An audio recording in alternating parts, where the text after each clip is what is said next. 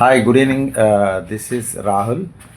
ఈ particular video ఎప్పటి నుంచో నా మైండ్లో ఉంది. ఇట్ వాజ్ ఆల్మోస్ట్ నా ఊహ తెలిసిన దగ్గర నుంచి. అంటే నాకు బిజినెస్ అంటే ఏంటి, మనీ మేనేజ్మెంట్ ఏంటి, దేశ ఆర్థిక పరిస్థితి గురించి ఏంటి. And so first of all నా క్వశ్చన్ ఏంటంటే, ఈ వీడియో చేయడానికి చాలా చదివాను. ఆల్మోస్ట్ 10-15 రోజులు నేను చదివాను.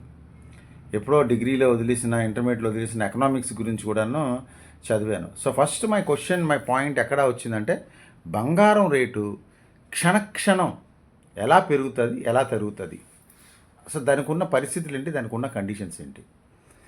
నెక్స్ట్ అసలు పెట్రోల్ రేటు పెరగడం తరగడం ఏంటి.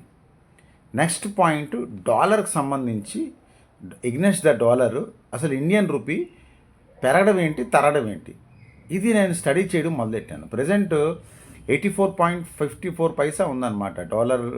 $1 equal to Indian currency, the lowest rate. And as per the SBI latest statement చాలా తొందరలో అది 90 రూపీస్ అయిపోతుంది. So coming to the point, నాకేంటంటే అసలు ఇండియన్ ఎకానమీ అనేది, అసలు వాట్ ఈజ్ ఇండియన్ ఎకానమీ అంటే, first point GDP. Very simple. GDP is gross domestic product, దేశ స్థూల ఉత్పాదన. సో నేను బెంగాల్లో చదువుకున్నాను కాబట్టి కొంచెం మిస్టేక్స్ ఉంటాయి, please forgive me. So so just దాని ఫార్ములా ఏంటి, వాట్ ఈజ్ జీడిపి ఫార్ములా ఏంటంటే, C plus I plus G plus surplus income and export అనమాట. సో ఇంకా సింపుల్గా చెప్తున్నాను, సి అంటే టోటల్ ఫీ. అంటే ఇప్పుడు సపోజ్ ఒక కార్ అమ్మామనుకోండి, కార్లో టైర్లు ఉంటాయి, బ్యాటరీ ఉంటుంది, బట్ మనం అవన్నీ కన్సిడర్ చేయం, ఓన్లీ ఒక కార్ వాల్యూ కన్సిడర్ చేస్తున్నాం. సపోజ్ ఒక కాఫీకి తాగాం మనం హోటల్కి వెళ్ళి, 80 రూపాయలు కాఫీ, ఆ రోజు ఆడు 100 కాఫీలు అమ్మాడు. సో ఆ రోజు మన అదే 100 కాఫీలు అమ్మాడు. సో 100 × 80 8,000 రూపాయలు. సో అది ఆడి జీడిపి అనమాట. సో అందులో పాలు ఎంత, షుగర్ ఎంత, ఇవన్నీ ఏమి ఉండదు ఇంకా. So that is called finished product. And ఒక నిర్దిష్టమైన కాల పరిమితి, అంటే 1 ఇయర్. సో మార్చ్ టు మళ్ళీ నెక్స్ట్ మార్చ్ ఫైనాన్షియల్ ఇయర్ అనమాట. So March to next March financial year, March to March, that is ఒక పర్టిక్యులర్ ఒక కాల పరిమితి, ఒక సంవత్సరం కాలం టైంలో దేశంలో మొత్తం కన్జ్యూమ్ అయిన products. 2 investments. All the investments, దేశంలో ఎంత ఇన్వెస్ట్మెంట్ అయితే మనం పెడతామో ఆ ఇన్వెస్ట్మెంట్, అంటే ప్రతి ఇండివిజువల్ బిజినెస్ మ్యాన్, ప్రతి ఇండివిజువల్ ఇండస్ట్రియలిస్ట్ ఎగ్జిస్టింగ్ ఇండస్ట్రీకి మళ్ళీ ఇన్వెస్ట్మెంట్ పెంచినా, ఏం చేసినా, అలాగా ఆ తాలూకా investment total amount. And next one is government, అంటే ఇన్ఫ్రాస్ట్రక్చర్ మీద గవర్నమెంట్ స్పెండ్ చేసిన అమౌంట్ అనమాట. సో ఇప్పుడు సపోజ్ ఒక 1,000 కోట్ల రూపాయలు రోడ్స్ అండ్ బ్రిడ్జెస్ గట్రా గవర్నమెంట్ కడుతున్నారు, ఆ 1000 అది ప్లస్ ఎక్స్పోర్ట్ మైనస్ ఇంపోర్ట్, ఆ సర్ప్లస్ వచ్చేది నెగిటివ్ అయితే నెగిటివ్, పాజిటివ్ అయితే పాజిటివ్. సపోజ్ మనం అమెరికాకి ఒక 100 కార్లు అమ్మాం, ఒక కారు 1,000 రూపాయలు. సో టోటల్ 1,00,000 రూపాయలు మనం అమెరికాకి ఎక్స్పోర్ట్ చేసాం. అలాగే అమెరికా నుంచి ఒక 100 జీన్ ప్యాంట్లు తెచ్చుకున్నాం, ఒకటి 500 రూపాయలు. సో టోటల్ అక్కడి నుంచి వచ్చింది మనకి ఇంపోర్టు 50,000. సో సర్ప్లస్ ఎంత అయింది, 1,00,000 మైనస్ 50,000, ఏదైతే బ్యాలెన్స్ 50,000 వస్తుందో అది మన జీడిపిలో కలుస్తుంది అనమాట. సో మన కంట్రీ జీడిపి ప్రజెంట్ ఇండియాలోనే 5th లార్జెస్ట్ జీడిపి అనమాట, మన GDP. And we're very soon we're expecting Japan కూడా మనం వెనక్కి నెట్టి మనం ముందుకు వెళ్తామని చెప్పి. సో ఇప్పుడు నా పాయింట్ ఏంటంటే, మన రేటు, డాలర్ రేట్ అనేది, డాలర్కి ఎగ్నెస్ట్గా రూపీ రేటు ఎలాగా రోజు రోజుకి పడిపోతుంది అంటే, దానికి ప్రధానమైన కారణం అన్నమాట రిజర్వ్ బ్యాంక్లో మన డాలర్ రిజర్వ్స్. సో మన ఎక్స్పోర్ట్ అనేది చాలా తక్కువ చేస్తున్నాం, ఇంపోర్ట్ అనేది చాలా ఎక్కువ చేస్తున్నాం. సో దానివల్ల ఇంటర్నేషనల్ కరెన్సీ ఏదైతే ఉందో డాలర్ కరెన్సీ అనమాట, ఇంటర్నేషనల్ కరెన్సీ. సో డాలర్ అనేది మనం బయటికి ఎక్కువ ఇవ్వాల్సి వస్తుంది, మనకి డాలర్స్ ఇన్కమింగ్ అనేవి తక్కువ ఉన్నాయి. సో ఎప్పుడైతే డాలర్ మనం బయట ఎక్కువ ఇస్తున్నామో మనకి డాలర్ డిమాండ్ అనేది మనకు పెరుగుతుంది, మన రిపు వాల్యూ అనేది తగ్గుతుంది అనమాట. ఇది ఆటోమేటిక్గాను. సో ఇందులో ప్రధానంగా ఇన్ఫ్లుయెన్స్ చేసేది మన ఇండియన్ క్రూడ్ ఆయిల్ ఇంపోర్ట్స్ అనమాట. సో మన దేశానికి సంబంధించి 80% ఏదైతే మనం ఆయిల్ ఏదైతే ఇంపోర్ట్ చేసుకుంటున్నామో 80% ఆయిల్ కూడాను మనం వేరే కంట్రీస్ నుంచి మనం ఇంపోర్ట్ చేసుకుంటున్నాం. సో దానివల్ల మన దేశ ఆర్థిక పరిస్థితి మీద, మన దేశ జీడిపి మీద అండ్ మన రూపీ వాల్యూ మీద ఈ క్రూడ్ ఆయిల్ తాలూకు ఇంపోర్ట్ ఏదైతే ఉన్నదో చాలా మేజర్గా ఉన్నదన్నమాట. సో ఇప్పుడు మనం దీన్ని అధిగమించాలి అంటే ఈ క్రూడ్ ఆయిల్ మనం తగ్గించుకోవాలి అంటే మన దగ్గర ఉన్న 3 పారామీటర్స్ ఏవైతే ఉన్నానో నేను చెప్తాను. అదొకసారి మన గవర్నమెంట్ వారు కానీ లేకపోతే వేరే వాళ్ళు కానీ ఎవరైనా వీడియో చూస్తే ఒకసారి మీరు ఆలోచించి సో డెఫినెట్గా కన్సర్న్ అథారిటీస్కి మీరు షేర్ చేయండి. సో ఇండియా ఈరోజు ఇలాంటి పరిస్థితిలో డాలర్ రేట్ పడిపోతుందంటే the major reason is import of crude oil and we're importing 80% of our total consumption. Parameter 1 ఏంటి? సో మనం ఎలక్ట్రికల్ వెహికల్స్ ఏవైతే మనకి transformation of petrol vehicles to electrical vehicles. So every individual family ఒక alternative vehicle ఉండాలి. అది present petrol కాకుండా electrical vehicle. At least టౌన్లో తిరగడానికి లేకపోతే లేడీస్ ఇంట్లో పిల్లలు డ్రాప్ చేయడానికి, గ్రాసరీకి, మార్కెట్కి, ఇవన్నిటికీ అన్నెసరీ పెట్రోల్ కన్జంప్షన్ అవ్వకుండాను ఎలక్ట్రికల్ వెహికల్ వాడాలి. సో ఎలక్ట్రికల్ వెహికల్ వాడాలి అంటే ఇప్పుడు ఏ కంపెనీ కూడాను ఎలక్ట్రికల్ వెహికల్ వాడినా ఏ కస్టమర్ కూడా సాటిస్ఫై లేడు. సో అందులో ఇంకా యంగ్ ఎంటర్ప్రీనర్స్ని ఇంకా ఎంటర్టైన్ చేసి కొత్త వాళ్ళని వ్యాపారం రావడానికి గవర్నమెంట్ అనేది మనకి ఎంకరేజ్ చేయాలి. అండ్ టెక్నాలజీ అనేది గవర్నమెంట్ ఈ మన దేశంలో ఉన్న ఐఐటీస్లో ఎవరైతే ఉన్న ఐఐటీస్కి డైరెక్షన్ ఇచ్చి అక్కడ కొత్త టెక్నాలజీస్, కొత్త విధానం అనేది డెవలప్ చేసి అండ్ ఇప్పుడు వెహికల్ అయితే అమ్మేస్తున్నారు మార్కెట్లో, దాని సర్వీస్ అవైలబిలిటీ లేదు, దాని తాలూకా స్పేర్ అనేది అవైలబిలిటీ లేదు. సో ఒక వెహికల్ రిపేర్ వస్తే సరిగ్గా దాన్ని రిపేర్ చేసే వాళ్ళు లేడు. So it's a group effort పెట్టాలన్నమాట. ఒక పక్క నుంచి ప్రొడక్షను, ఒక పక్క నుంచి సర్వీసు, ఒక పక్క నుంచి సేల్స్, ఒక పక్కన ఇండియన్ మెకానిక్స్ ఎవరైతే ఉన్నారో వాళ్ళు చాలా ఇండియన్ మెకానిక్స్, 2 వీలర్ మెకానిక్స్ కానీ ఎనీ వీలర్ మెకానిక్స్ కానీ మ్యాక్సిమము ఎడ్యుకేటెడ్ పీపుల్ తక్కువ ఉన్నారు. సో దానివల్ల ఏం జరుగుతుందంటే వాళ్ళకు ఒక టెక్నాలజీ సంవత్సరాల తరబడి ఒక ఇంజిన్ ఎలా చేయాలో నేర్చుకుంటున్నారు. వాళ్ళ మైండ్ అనేది అక్కడే ఉండిపోతుంది. సో ప్రతి మెకానిక్ కూడాను గవర్నమెంట్ డిఫరెంట్ మండలాల వైజ్గాను స్టేట్ వైజ్గా ఫస్ట్ డివైడ్ చేసి స్టేట్ తర్వాత టౌన్, సిటీ తర్వాత టౌన్ తర్వాత మళ్ళీ మండలాలు అలాగా క్లస్టర్ విధానంగా డెవలప్ చేసి ప్రతి మెకానిక్కి కూడాను ఎలక్ట్రికల్ వెహికల్ రిపేర్ అనేది ఎలా చేస్తారనేది గవర్నమెంట్ అనేది కంపల్సరీ ట్రైనింగ్ ఇవ్వాలి. This is the first measure. ఇప్పుడు ప్రజెంట్ ఉన్న పరిస్థితులు అయితే వెహికల్స్ అమ్మేస్తున్నారు కానీ సర్వీస్ అయితే అస్సలు బాగాలేదు. దానివల్ల కస్టమర్స్ చాలా సఫర్ అవుతున్నారు. ది సెకండ్ పాయింట్ దాని తాలూకా స్పేర్స్ తాలూకా అవైలబిలిటీ. సో యంగ్ ఎంటర్ప్రీనర్లకి గవర్నమెంట్ గుర్తించి వాళ్ళకి సబ్సిడీలు ఇచ్చి సపోర్ట్ చేయాలన్నమాట. సో ఒక కంపెనీలు సెటప్ చేయించాలి. ఎక్కడికక్కడ కంపెనీలు సెటప్ చేయించి విపరీతమైన electrical vehicle production cum service cum spares ఇచ్చి మార్కెట్లో రొటేషన్ చేయిస్తే this will reduce petrol consumption, increase use of the electrical vehicle. This will definitely one parameter which will ఇది బాగా మనకు ఉపయోగపడుతుంది అన్నమాట. ఒకటి. రెండోది ఇప్పుడు ఉన్న ఏదైతే పెట్రోల్ వాడుతున్నామో ఎక్కడ ఎక్కువ వేస్టేజ్ అవుతుంది. సో మ్యాక్సిమం ట్రైన్స్ అయితే ఆల్మోస్ట్ ఎలక్ట్రికల్ చేశారు. ఇంకా ఎక్కడైనా ఉంటే అవి కూడా కంప్లీట్ చేసి డీజిల్ కన్జంప్షన్ తీసేసి 100% ఇండియన్ రైల్వే సిస్టమ్ అనేది ఎలక్ట్రికల్ వైపే వెళ్ళిపోయేటట్లు గవర్నమెంట్ ఒకటే ప్లాన్ చేయాలి, చర్య తీసుకోవాలి. 2, ఎంటైర్ ఆల్ ఓవర్ ఆర్టీసీ ఏదైతే ఉందో స్టేట్ అండ్ సెంట్రల్ ఎక్కడైతే ఎంటైర్ ఇండియాలో బస్సెస్ నడుపుతున్నామో గవర్నమెంటు, సో ఎలక్ట్రికల్ ఆల్మోస్ట్ ఇప్పుడు టాటా మొన్న ఒక 1000 ఎలక్ట్రికల్ వెహికల్స్ ఏదో ఏదో ఆర్టీసీకి సప్లై చేశారు. నాకు అంతే డిపోలో కూడాను విత్ ఇన్ ది సిటీ కానీ ఎక్కడైతే ఎంత పాసిబిలిటీ ఉంటే అంత possibility immediate dump of electrical vehicles buses చెయ్యాలి. ఈవెన్ మనం వాడుతున్న ఇవి కూడా డెవలప్డ్ కంట్రీస్లో అయితే అమెరికా లాంటి డెవలప్డ్ కంట్రీస్లో లేకపోతే ఎనీ డెవలప్డ్ కంట్రీస్లో మ్యాక్సిమం ఎలక్ట్రికల్ కన్జంప్షన్ చేస్తున్నారు. బికాజ్ ఈ పెట్రోల్ అనేది ఇది ఎగ్జాస్టిబుల్ ప్రోడక్ట్ కూడాను. ఒక స్టేజ్ వచ్చేసరికి ఇంక దొరకదు కూడా.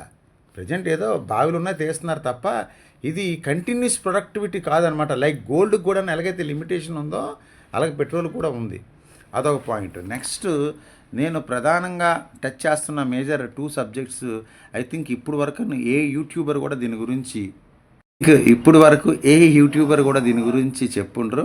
డెఫినెట్గా మీరు కూడా వింటే ఇది చాలా ఆశ్చర్యంగా ఉంటుందేమో. ఆల్ ఓవర్ ఇండియాలోని ఆల్మోస్ట్ 18,500 రైల్వే గేట్స్ ఉన్నాయన్నమాట. 18,500 రైల్వే గేట్స్. అందులో 17,918 రైల్వే గేట్స్ మాన్యువల్గా ఆపరేట్ అవుతున్నాయి. అంటే ట్రైన్ వస్తుందంటే 5 నుంచి 10 కిలోమీటర్ల ముందు ఇక్కడ రైల్వే గేట్ ఆఫ్ చేయాలి. మళ్ళీ ట్రైన్ వెళ్ళిన తర్వాత ఒక 10 సెకండ్ల తర్వాత ఆ గేట్ మళ్ళీ తీయాలి. సో ఆల్మోస్ట్ అలాగా 17,918 రైల్వే గేట్స్.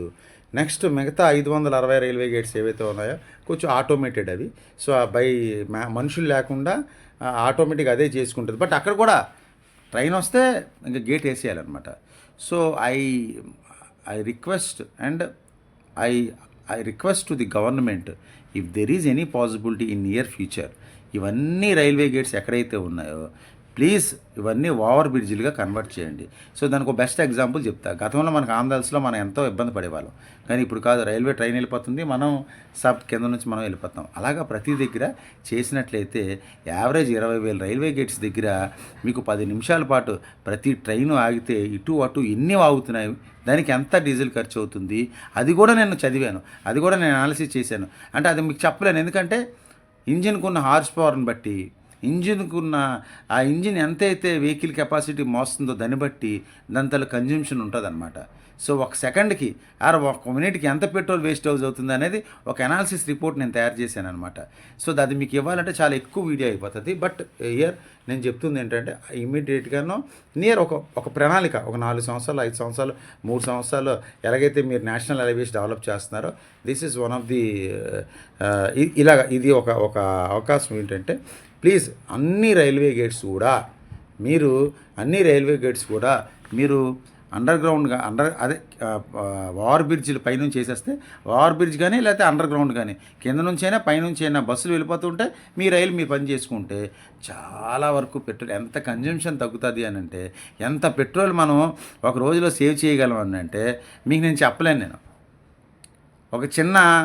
ఒక నెల రోజుల్లో మనం ఒక సంవత్సరంలో చేసిన డబ్బు ఒక శ్రీలంక జీడిపితో సమానంగా ఉంటుంది అనమాట. So this is another request I'm making to the government. And another fourth one ఏంటంటే, ఇప్పుడు మనకు తెలుసు ఆల్మోస్ట్ మనం ఒక 5 నుంచి 7 సంవత్సరాల క్రితం వరకును ఆల్ ఓవర్ ఇండియాలో పీపీటీ పబ్లిక్ ప్రైవేట్ భాగస్వామ్యంలో టోల్ గేట్స్ కట్టి ప్రైవేట్ వాళ్ళకి ఇచ్చి వాళ్ళ దగ్గర డబ్బులు వసూలు చేసుకొని ఆ రోడ్ మెయింటెనెన్స్కి వాళ్ళు పెట్టే ఇన్వెస్ట్మెంట్కి కొన్ని సంవత్సరాలు వాళ్ళకి ఇచ్చేసి దాని తర్వాత మళ్ళీ కాంట్రాక్ట్ కొనసాగించారు, లేదంటే గవర్నమెంట్ హ్యాండ్ ఓవర్ చేసుకునేది అనమాట టోల్గేట్స్. ఇలాగే మన రాజాం జిఎంఆర్దేమో హైదరాబాద్ అటు సైడ్ పెద్ద టోల్గేట్ ఉంది.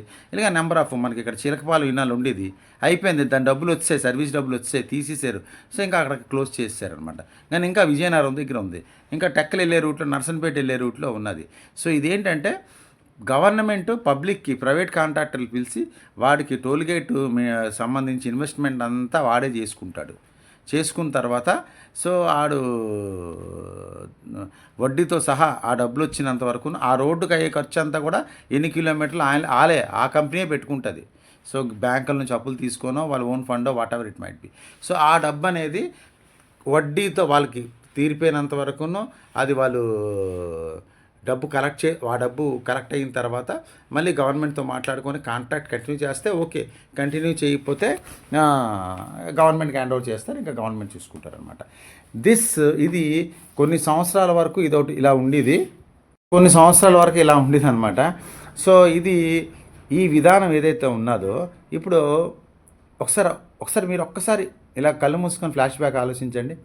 ఒక 5 సంవత్సరాలు 7 సంవత్సరాల ముందు ఒక టోల్గేట్ దగ్గర 6 లైన్ అనుకోండి, 6 వేస్, అటు నుంచి 6 వేస్, 2 లైన్ అనుకోండి, ఇటు 4 అటు 4, ఎన్ని మాన్యువల్గా ఎప్పుడైతే మనం టోకెన్ తీసుకునే వాళ్ళమో ఒకే దగ్గర ఆగేవి, ఎంత పెట్రోల్.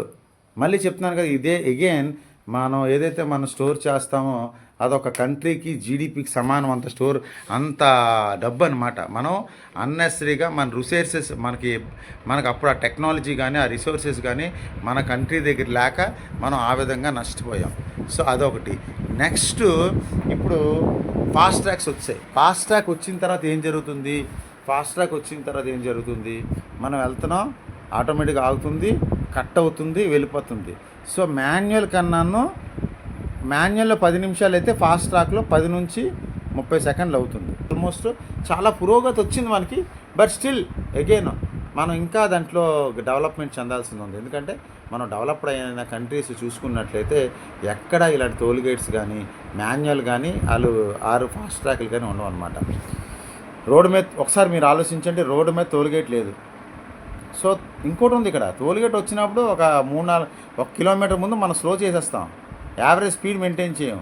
దానివల్ల కన్జ్యూమ్షన్ ఎంత పెరుగుతుందో కూడా మీకు నేను స్టడీ చేశాను. సో అవన్నీ మీకు చెప్పాలంటే వీడియోలు అవ్వదు, ఇంకా 1 గంట వీడియో చేస్తే అవుతుంది అది. సో ఇప్పుడు నేను చెప్పిన 4వ విధానం చూడండి. There is no manual or fast track tollgate. మన నెంబరుకి ఉంటుంది, మన నెంబరు డైరెక్ట్ శాటిలైట్ కాంటాక్ట్. మనం రోడ్డు మీద వెళ్ళిపోతుంటే, రోడ్డు మీద మనం రన్నింగ్ చేస్తాం, మన స్పీడ్లో మనం వెళ్ళిపోతుంటాం. సో మనకి ఎక్కడ టోల్గేట్ బదులు అక్కడ ఒక శాటిలైట్ లింక్ ఉంటుంది అనమాట. సో మనం ఆ బార్డర్ క్రాస్ అయిన వెంటనే మన కార్ నెంబర్ జీపీఎస్ ద్వారా కార్ది స్కాన్ చేసుకొని అది మన బ్యాంక్ అకౌంట్ నుంచి డబ్బులు కట్ చేసేస్తే మనకి ఇక్కడ బిజినెస్ మ్యాన్లకి ఆర్ ఇండివిజువల్ ఎనీ పర్సన్స్కి టైం మిగులుతుంది. నెక్స్ట్ మనకి డబ్బు మిగులుతుంది. ఇది మన దేశ జీడిపి మీద కూడా ఎఫెక్ట్ పడుతుంది. ఎందుకంటే మనం తయారు చేసేది మనం ఖర్చు అనుకోండి, మన కంట్రీలో తయారు చేసేది మనం స్పెండ్ చేసినా ఖర్చు చేసినా అదేనా అన్నెసరీ వేస్ట్ అనుకోండి, పని ఓకే, ఖర్చు చేసినా మన బిజినెస్ ఇకోసిస్టమ్ పెరుగుతుంది. అంటే బిజినెస్ ఇకోసిస్టమ్ అంటే నేను చెప్తా, ఒక థియేటర్ ఉంది, థియేటర్ ముందు బాగా కస్టమర్లు అంతా వస్తున్నారు, అక్కడ ఒక టీ షాప్ పెట్టాడు, ఆ రద్దీ చూసి టీ షాప్కి బిజినెస్ వచ్చిన తర్వాత ఒకటి చిన్న కిరాణా షాప్ పెట్టాడు. డిఫరెంట్, దిస్ ఈజ్ ఈకోసిస్టమ్ అనమాట. అంటే first is theatre, next is tea shop, next is hotel. These are all అక్కడ జనాలు పెరిగి రద్దీ పెరిగి బిజినెస్ పెరుగుతూ ఉంటుంది అనమాట. This is what exactly called business ecosystem అంటారు దీన్ని. సో దీన్ని ఈ విధంగా మన ప్రొడక్ట్ కాదు కాబట్టి డెఫినెట్గా ఇవన్నీ పారామీటర్స్ ఇఫ్ గవర్నమెంట్ కానీ మనం కానీ అనుకుంటే మన రూపాయిని మనం బలపరిచే వాళ్ళు అవుతాం అనమాట. సో మన రూపాయి ఈరోజు క్షీణిస్తుందంటే 2 కారణాలు బట్టే. ఒకటి మన crude oil import, another one is total అన్ని సెగ్మెంట్లో మన ఎక్స్పోర్ట్లో తక్కువ ఉన్నాం, ఇంపోర్ట్లో ఎక్కువ ఉన్నాం. So this I will again ఇంకో వీడియోలో ఎక్స్ప్లెయిన్ చేస్తాను. బట్ చాలా పెద్ద వీడియో అయిపోయింది ఇప్పటికే. సో మీరు ప్లీజ్ అర్థం చేసుకోవడానికి ప్రయత్నించండి. సో నేను చెప్పే విధానం ఎలా ఉంది, అసలు మీకు అర్థమవుతుందా లేదా, నేను బాగానే చెప్తున్నానా, నేను చెప్పిన దాని సబ్జెక్ట్ ఉందా, మీరు కామెంట్ చేస్తే నాకు తెలుస్తుంది అనమాట. సో బ్యాడ్ కామెంట్స్ చేశారనుకోండి ఎవరైనా, సో నేను బిజినెస్ చేస్తాను కాబట్టి నాకు రకరకాలైన కస్టమర్స్ ఉంటారు, చెయ్యొచ్చు. సో ఆ జోనర్ వేరు, నాది ఇది వేరు. సో ఇది నా సబ్జెక్ట్ నచ్చకపోతే మీరు చెయ్యండి, నేను చెప్పింది నచ్చకపోతే డెఫినెట్గా మీరు చేయండి. But good or bad what are it might be, ఇది నా నాలెడ్జ్ని పెంచుతుంది నాకు. ఎందుకంటే నేను దీని గురించి చదువుతున్నాను, నేను తెలుసుకుంటున్నాను. సో మీకు లోకల్గా చాలా యూట్యూబర్స్ ఉన్నారు, చాలా. దిస్ ఈజ్ వాట్ ఎగ్జాక్ట్లీ అసలు రూపీ వాల్యూ, జీడిపిని స్టడీ చేస్తున్నప్పుడు రూపీ వాల్యూ ఎలా పెరుగుతున్నప్పుడు కొన్ని పాయింట్లు చెప్పాను. But definitely I will promise you ఫ్యూచర్లో మంచి వీడియోస్ నేను మీకు చేస్తాను ఇలాంటివి అనమాట.